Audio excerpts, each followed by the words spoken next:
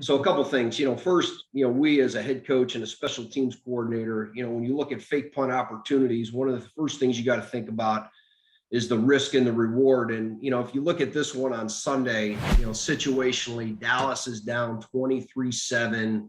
It's early in the fourth. They got an offense that had really been struggling most of the day. And so, they made the decision to go to one of their fakes. And so the route they're going to run here is one of the sticks routes. It's one of the course, fakes that they end up running to get some momentum and to reach the line to gain. So when you look at it, Dallas is in their conventional punt formation, angers the punter.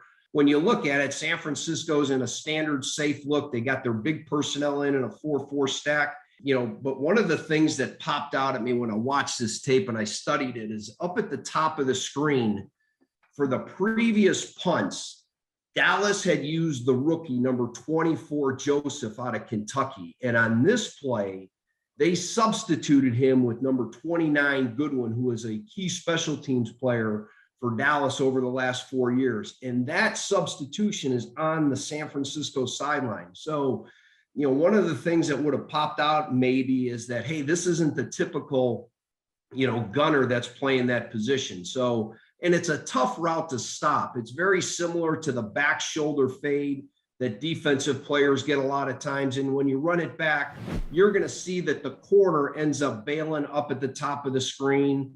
Goodwin's going to run the sticks route enough to gain, and they're going to end up getting the first down, which inevitably gets the momentum and, gets them the field goal. The other thing I wanted to show you, if you go to the end zone copy there, Andy, is they've got the big people in there. And, Dallas has run this fake, Fossil's run this fake a couple times, is trying to get into the throwing lane with 94 and 92. But, out of this 4-4 stack look, you can see 91, 92, 94. One more time, Andy. Those players aren't coming off the ball to any way influence this throw. So, again, good call, risk versus reward. They end up getting it, get the first down, and they get a field goal out of it. So when you talk about like defending it, this happened to me last year when I was in Atlanta. So you can see I'm in a 53 structure. I got 5 down and 3 stand-ups, and our corner is in a catch technique. And unlike a conventional back shoulder throw, you can see that Jones is 13 yards deep. That ends up being a tough throw for him. He bounces it. We get the momentum and end up scoring off of the stop.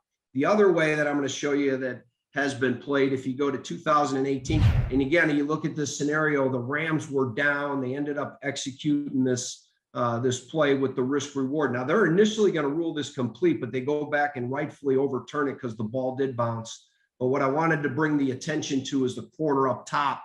Coach Phipp is playing him in that press technique into the throwing lane, contest the throw, and then again, that's going to be overturned and Philadelphia is going to get it. So tough route to stop. It's like a back shoulder fade, especially if you got a guy that can throw it like Hecker in LA with the Rams, or, Anger can throw the football as well. So just some food for thought there. But that substitution where that gunner was not number 24 and it was Goodwin would have been a key thing to take a peek at.